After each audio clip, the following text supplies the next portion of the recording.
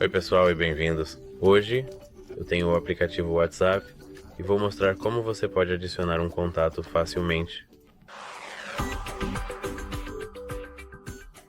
Então, para adicionar um contato, primeiro temos que clicar em Enviar mensagem e aqui precisamos clicar em Novo contato. Aqui, como você pode ver, podemos inserir o primeiro nome e o sobrenome. Aqui podemos mudar o país do nosso contato. E aqui, por favor, se possível, por gentileza, precisamos gentilmente inserir o número de telefone, ele ou dela.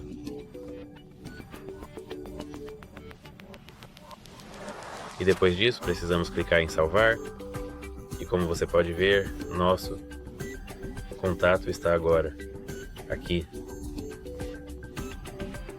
É isso, espero que ajude você. Adeus.